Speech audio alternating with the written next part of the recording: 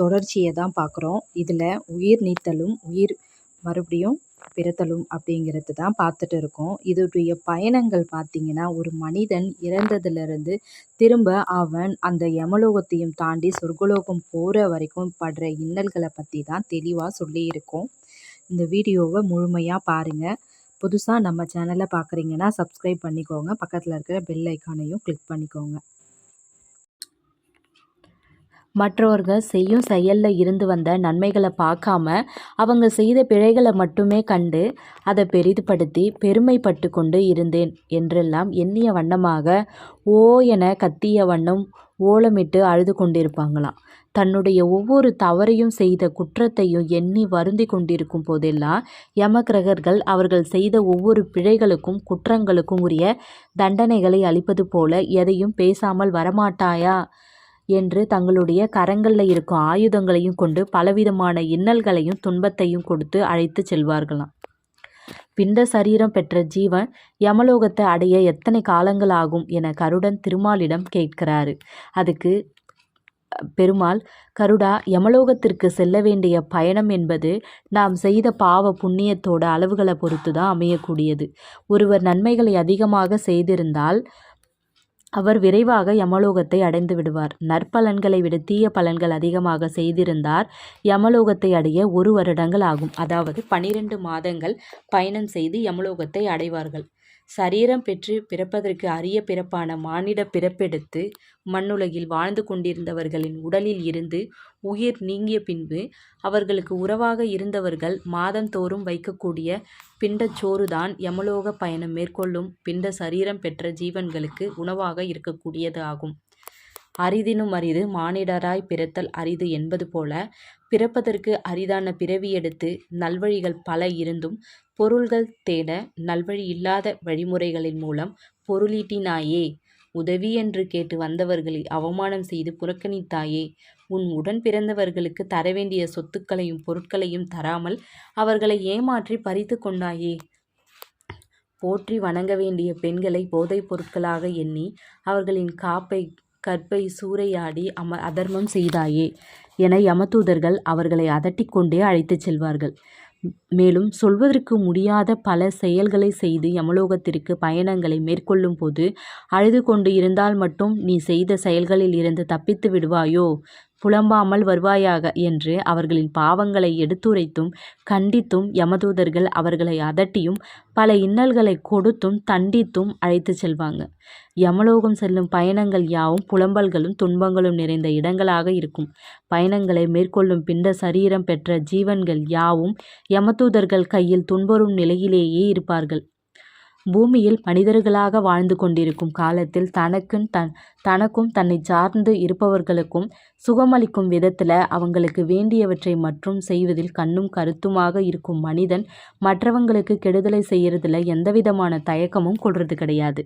தர்ம வழிகளில் செல்லாமல் அதர்ம வழியில் தொடர்ந்து சென்று நீதி நெறிகளுக்கு புறம்பாக செயல்படுறதுனால மட்டுமே யமலோக பயணம் என்பது மிகவும் அச்சம் மிகுந்த அல்லல்கள் நிறைந்திருக்கக்கூடிய ஒரு பயணமாக அமையுது. உயிரானது யம தூதர்களோடு செல்லும் பொழுது பல இன்னல்கள் நிறைந்திருக்கக்கூடிய வழிகளில் செல்ல துவங்கும். அதாவது காண்பதற்கே கொடூரமான தோற்றம் கொண்ட கொடிய புலிகள் சிங்கம் நிறைந்த வழியில் செல்வாங்க. கொடிய மிருகங்கள் நிறைந்த அந்த இடத்திலேயே யம கிரகங்கள் பிண்ட சரீரம் பெற்ற ஜீவனை தங்க வைப்பாங்க. மிருகங்களின் விழிகள் சிவப்பு நிறங்களிலும் அதை காணும் பொழுதே நமக்கு பயத்தை ஏற்படுத்தும் வகையிலும் இருக்கும். மிருகங்களின் உருமல் யாவும் குலைநடுங்க வைக்கும் அளவில் இருந்து கொண்டே இருக்கும். நாம் செய்த செயல்கள் நன்மையாக இருக்கும் பட்சத்தில் அதன் கண்களில் உள்ள பார்வையில் சில மாற்றங்களை நாம் அறிந்து கொள்ளவும் நேரிடும். பூலோகத்தில் ஜீவன் இறந்த 28ஆம் நாளில் அந்த ஜீவன் ஈன்ற புதல்வர்களால் இடப்பட்ட பிண்டத்தை அவ்விடத்தில் இருந்த வண்ணமாகவே உண்ணுவார்கள். பின்பு அங்கிருந்து பயணத்தை மேற்கொள்வார்கள். அங்கிருந்து பயணம் செய்து யாமியம் என்ற நகரத்திற்கு ஜீவன் இறந்த 30வது தினத்தில் அடைவார்கள். அந்த யாமியம் என்ற நகரத்தில் கணக்கிலடங்கா வண்ணம் ஏராளமான பிரேத ஜீவன்கள் கூட்டம் கூட்டமாக தங்கியிருக்கும். இந்த நகரத்தை மூதாதையர் வசிக்கும் நகரம் என்றும் சொல்லலாம். இந்த நகரத்தில் சொற்ப காலங்கள் மட்டுமே அந்த பிண்ட சரீரம் பெற்ற ஜீவன் தங்கியிருக்கும். பிறகு 2வது மாதத்தில், அதாவது 2வது மாத சிராத்தத்தின் பொழுது தனக்காக பூமியில் வைக்கப்படுகிற 2வது மாசிக பிண்டத்தை உண்பாங்க. தனக்கான உணவை உண்ட பின்பு ஜீவனானது பயணத்தை யமதூதர்களோட மேற்கொள்ள துவங்கும். யமதூதர்கள் இரவு பகல் அப்படின்னு பார்க்காம அந்த ஜீவனை பருக்கை கற்கள் நிறைந்த அடர்ந்த முட்கள் நிறைந்திருக்கக்கூடிய காட்டில் இழுத்து செல்வாங்க. அந்த காட்டு வழியில் யம கிரகர்களால் வழியெங்கும் பலவிதமான கொடுமைகளையும் இன்னல்களையும் அனுபவித்த வண்ணமாக தொடர்ந்து சென்று கொண்டே இருப்பாங்க. பயணங்களை மேற்கொள்ளாமல் ஏதாவது தடைகளை செய்ய முற்பட்டால் யமகிரகர்கள் சாட்டையால் அடித்து தடையை ஏற்படுத்தி கொண்டு இருக்கக்கூடிய ஜீவனை இழுத்து செல்வாங்க. பலவிதமான கொடுமைகளையும் இன்னல்களையும் அனுபவித்த பிண்ட சரீரம் பெற்ற ஜீவன் சங்கமன் ஆண்டு கொண்டு இருக்கக்கூடிய சௌரி என்னும் நகரத்தை அடைவாங்க. அந்த நகரத்தில் இருந்து வண்ணமாக 3வது மாதம் பயணத்தை மீண்டும் தொடரும். இவ்விதமாக பயணங்களை மேற்கொண்டு 4வது 5வது மற்றும் 6வது மாதத்தில் மாசிக பிண்டத்தை உண்ட வண்ணமாக வைதரணி எனப்படும் துர்நாற்றம் நிறைந்த நதியை அடைவாங்க. இந்த நதியை கடந்து செல்வது என்பது எளிது கிடையாது. பூமியில் வாழ்கிற காலத்தில் கோதானம் செய்தவர்களுக்கு மட்டுமே வைதரணி என்னும் நதியை எளிதில் கடக்க முடியும். கோதானம் செய்தவர்களுக்கு அந்த பசுவின் வாளானது கயிறு போல் வைதரணி நதியில் தெரியும்.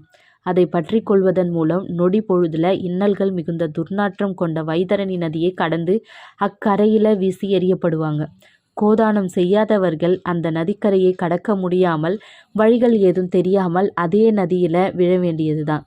வைதரணி நதியானது இரத்தம், உடலில் இருந்து வெளிப்படும் சீழ், காது குறும்பை, சிறுநீர், வியர்வை இவற்றால் உருவாகியதாகும். இதில் அட்டைகளும் விஷம் நிறைந்த புழு பூச்சிகளும் பூரான்கள் என ஏராளமானவைகள் நிறைந்து காணப்படும்.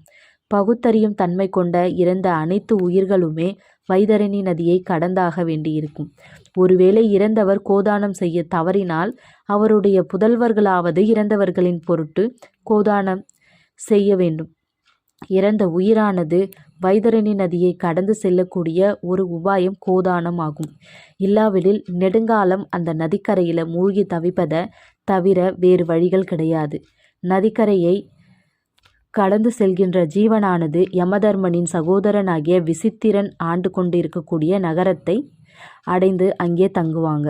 சிறிது காலத்திற்கு பின்பு அங்கிருந்து புறப்படும் பிண்ட சரீரம் பெற்ற ஜீவனானது தன்னுடைய 7வது மாசிக பிண்டத்தை எடுத்து உண்ண முடியாமல் துன்பப்படுவாங்க. காரணம் என்னன்னா, அதன் வழியில் எதிர்க்கப்படும் சில பிசாசுகள் பைசாங்கள் மாசிக பிண்டத்தை தட்டி பறித்து கொள்வாங்க. வாழ்கின்ற காலத்தில் தான தர்மங்களை குறைவில்லாமல் மற்றவர்களுக்கு உணவளித்து அன்னதானம் செய்தவர்கள் மட்டுமே இறந்த பின்பு தனக்கான நற்பலன்களை அனுபவிக்க முடியும்.